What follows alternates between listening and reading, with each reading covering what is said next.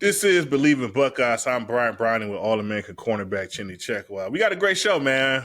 This Saturday, it kicks off the 12-team college football playoffs. It's happening. It's starting.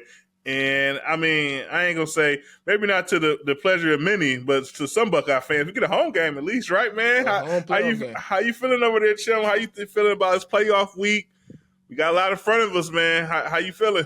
Yeah, it's history, man. Home playoff game in the shoe to kick off the 12-team playoff, man. That's going to be something exciting, right? The temperature I think is going to be right now is slated to be somewhere in the 20-degree, a little bit below freezing temperature. I'm not going to be at the game. I'm going to be in warm. What? You're not going to be at the game?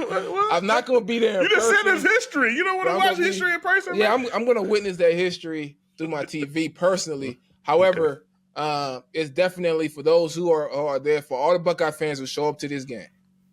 You need to be loud. You need to be active. Mm-hmm. Listen, I know how it is when you go to the game. Some fans don't want you to stand up. It's like, man, look, if nothing's happening right now, I want to sit down and say, this ain't the time, man. This is a playoff atmosphere, playoff game, loud, disruptive. And I expect the Buckeye fans to show up and show out for this game. They're wearing the all scarlet. I know some people don't like the jersey. I'm curious. What do you think about the all scarlet uniforms? And just not the story. Man, not my favorite, man. Not my favorite. To me, it's just too much red. Like I went my high school, we wore red and black, right? Yeah. And when I was in school, like it was like almost like against. It was like a religion. Like we're not wearing all red. Like we're not putting on all red. And now Coach Ginn got soft. He like let the kids wear all red now. But man, like back in the day, it was just so I always got a bit of taste in my mouth. I'm not the biggest on the jersey switch ups because I don't know. I like to keep things the way things are. I don't want to bring in no new stuff to the table, man. No mojo to the table, man. I don't want things to kind of stay the same, man. Hey, I'm an old head, man. Guy. Listen, I like the all red. I like three yards in the cloud of dust, man. Like I like the all red. I don't care what it is. I don't care to switch up. They need to change up after what happened last time in the shoot. Yeah. So switch it up for them this game. Crowd coming near your red or whatever. So the college football playoff is supposed to be taking over some of the theatrics. I don't know exactly what's going to be happening. I don't know if there's going to be some fireworks, some color changes or whatever. Yeah, no. Some light shows like Ross. I heard. Yeah, I see AD Ross knew. Like it might be. He said it's going to be a party in there, man. It's going to be a time. So it should be a crazy, exciting atmosphere. And we've been asking for a night game all year. We've been asking for a night game all year. They've been sticking us some big noon kickoff. So I expect guys to be waiting, prepping all day, and fired up for their game, which means they need to start fast. Yeah. I'm just gonna get right into it. Ohio State Buckeyes need to start fast, and the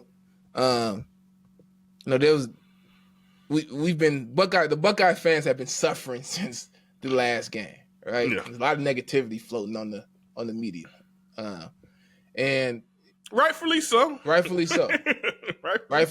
so. But this is the opportunity to switch the narrative, to change everything. And I really want, for this game, Ryan Day to go out swinging in the way that Ryan Day knows. I want him to be who he is. I want to see his influence on the offensive game plan early on and often. And I think that's the approach to actually be effective versus a Tennessee team, which we're going to talk about. Tennessee team who is really good defensively, really stout up front on the defensive line, really solid when it comes to defensive backs, but they play aggressive. They're aggressive defense in terms of they'll come up and play press man.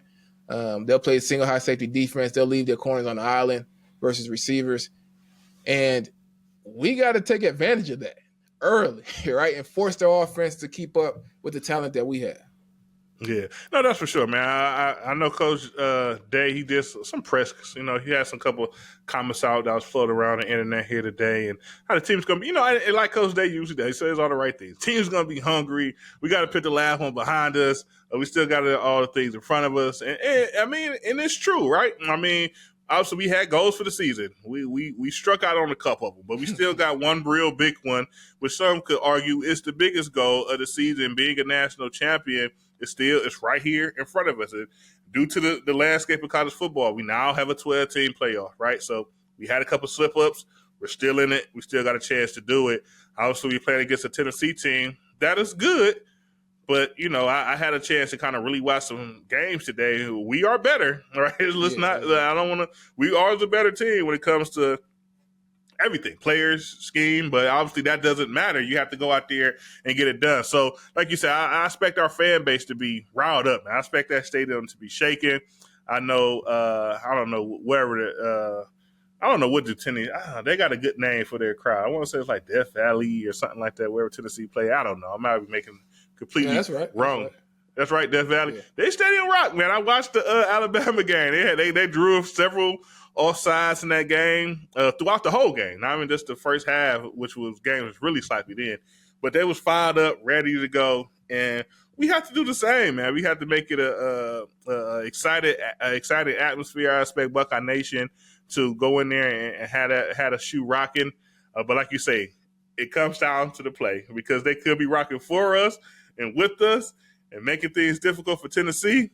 But if things start off kind of, going array, we also have a lot of fans in there to start pissing heat on Coach Day, as a lot of Buckeye Nation is at this time, just due to, really similar to our last performance. So we got Tennessee. Like I said, I had a chance to watch a couple of games and kind of take a look at some of the things that they do well. They're led on their offense, where they're probably the best player on their team is the running back, Dylan Sampson, who's SEC Player of the Year, 1,400 rushing yards. He's a good player, very stout guy, tough to take down. He makes something out of nothing often. What do you think about this Tennessee team in different ways that we could attack, first off, this offense so we could have a successful night when Saturday hits? Yeah, I mean, from the defensive side of the ball, I think doing a lot of what we've been doing. I don't think Tennessee's offense is very potent. I don't think they have the passing game to really be able to go toe-to-toe with a really good offense, which is what Ohio State is, what they should be when they're aggressive, a really good offense. And the main reason why is because they got a true freshman at quarterback. I Bleav he's a true freshman or a redshirt freshman, but he's a freshman. Second year. Yeah, player. He's a redshirt freshman, and it still feels like he's seen a lot when he drops back. I don't know how to explain it, but it just seems like he's seen a little bit more than what he needs to. When the plays are simple, quick, he's good, he's accurate, he's sharp. When he has to read and you can throw different things at him, he's seen a lot. Now, he's seen a lot at home when they're playing in Tennessee. When he's in the shoe, in a college football playoff atmosphere, 20-degree weather, et cetera, and all these things, he'd be seeing all this stuff for the first time. It's going to feel like a lot more. And the reality is, with the way our defense has played since Oregon, the scheme that has been put in, the different pressures and the different ways that Jim Knowles has attacked offenses, he's going to struggle, right? So they're going to have to lean on really their defense to put the offense in pretty good position so that they can be on the attack. They're not going to be able to just be on the attack offensively. They'll struggle. Now, the reality is, if you allow a team like this to stay in the game, if you allow a team like this because you don't perform offensively to give the crowd something to get riled up about, to cheer about, as the game goes on, they start to build that confidence. So I think the game plan here is similar to the game plan versus Michigan, is that, you want to attack their offense. You really want to stop the run, force them in third and longs, and force their quarterback to make plays. One of the opportunities Tennessee does have on offense is a quarterback who can scramble, who can run and make some plays with his legs. And if there's one area where offenses have consistently made plays, even in games where the defense has played great, it's been running. Even from Drew Allen, who doesn't even really run, right, when we play Penn State. So that's going to be something that they could potentially exploit. But still, I don't see Tennessee's offense really being able to do too much unless you allow them to hang around and then they figure out a way to scheme up the defense and get some chunk plays to put themselves in a position to win a tight game.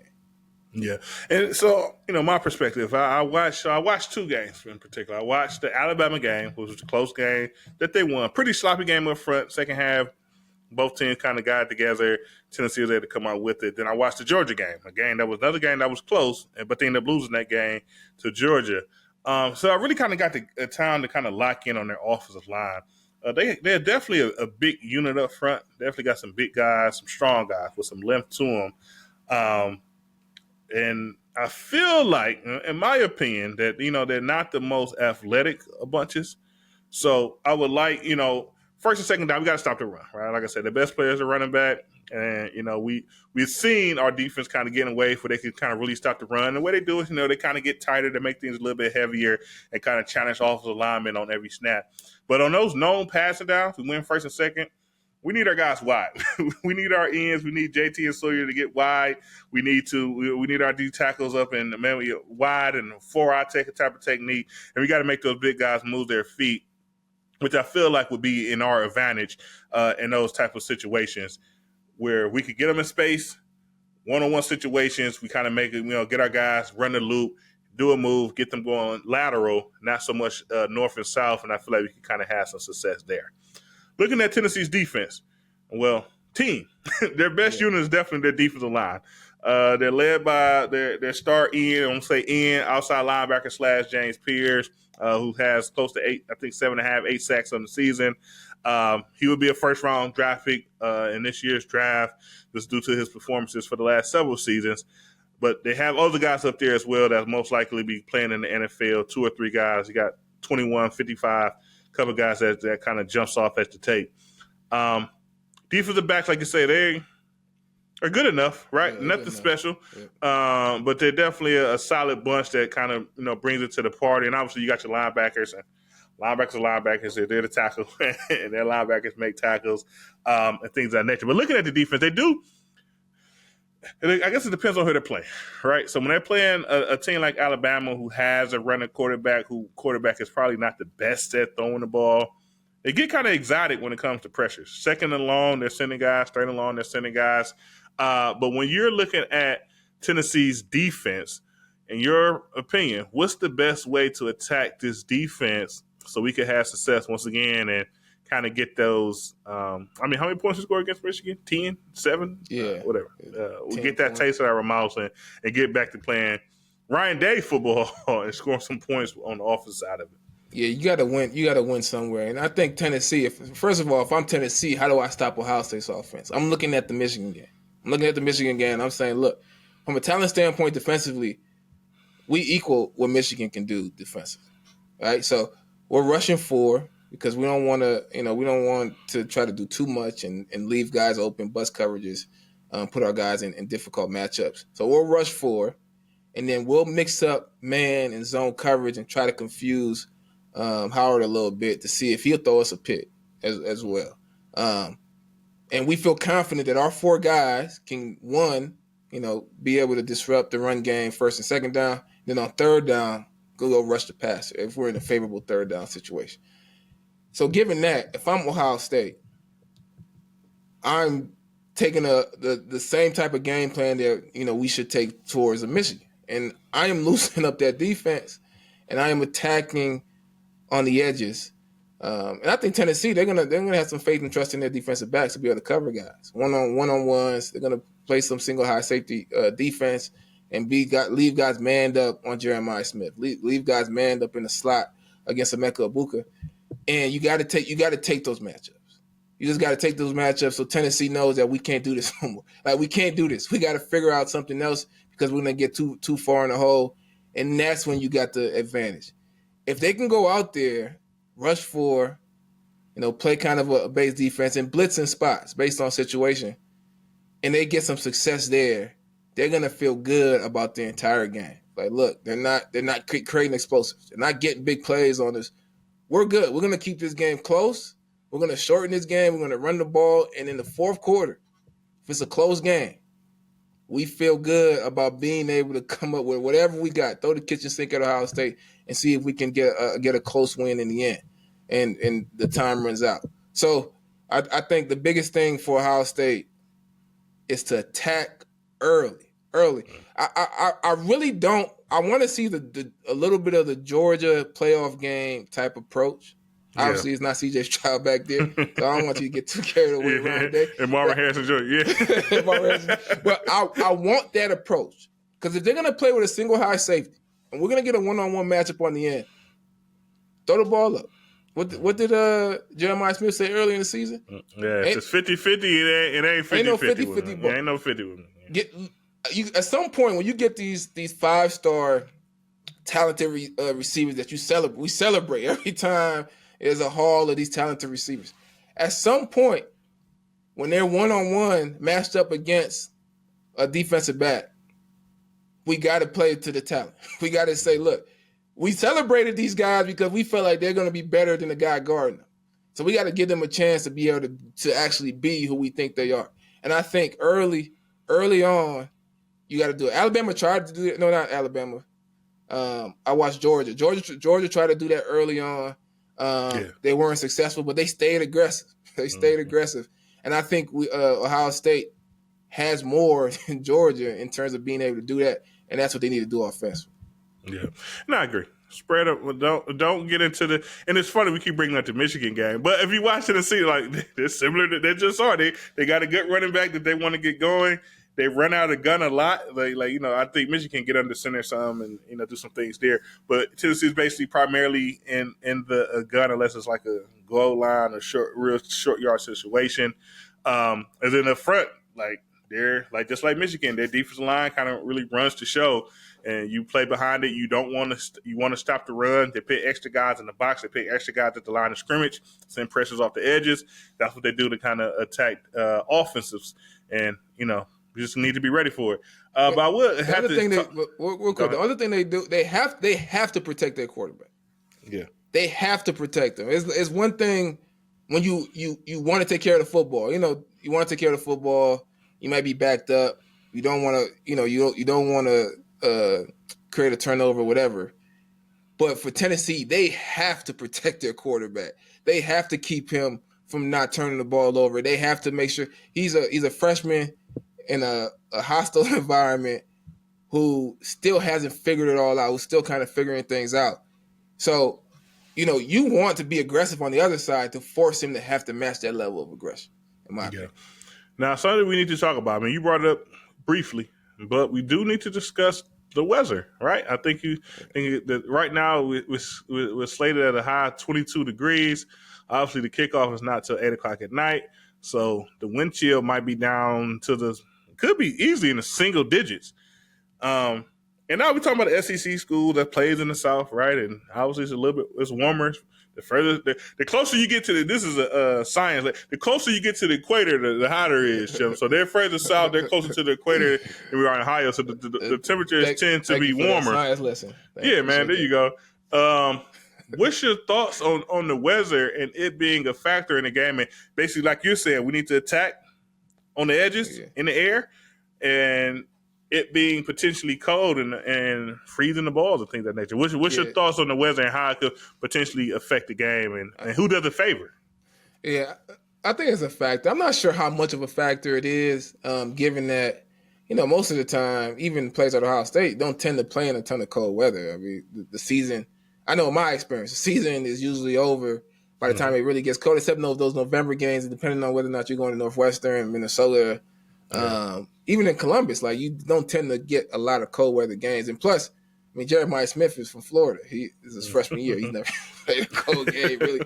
But, at the same time, I do think it benefits Ohio State because I think it benefits veteran guys who've played a lot of football, been in different situations, like a Will Howard, Emeka Egbuka, and then it also benefits, obviously the guys who may actually practice in real cold weather at times. Real quick, I want to get your opinion on this. Penn State's backup quarterback, who they also play, I believe it's Bo Prabula, into the transfer portal, leaving his team right before they had the opportunity to play in the playoffs.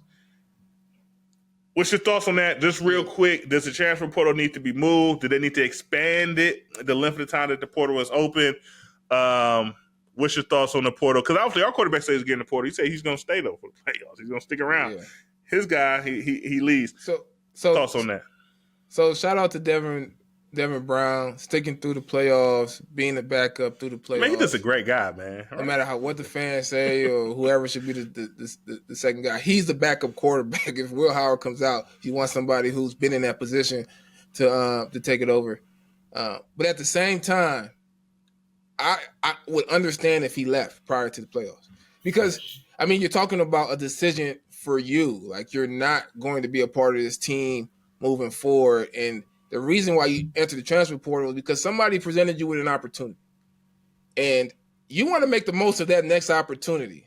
Now, I guess technically you're not supposed to tamper or whatever, but there's money sitting there, and there's an opportunity sitting there, and anybody in a job understands that when you get a better opportunity, you go take the opportunity, right? You maybe you give them a 2-week notice or whatever, but you know the challenge is the transfer, the free agency, college free agency window is during the college football playoffs, which obviously makes no sense at all, right? Yeah.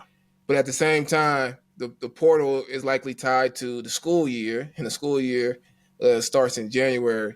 So, you know, you got to give some guys some time, right? You got to give guys time to get in the portal, make a decision, potentially start school so they can participate in spring ball, right? Yeah, so they got to figure this out, because these are not amateur players. These are not amateur players. Like the promotion, the theatrics that's going to be at the college football playoffs, the amount of money that's being thrown around, and the amount of money that's being generated. Mm-hmm.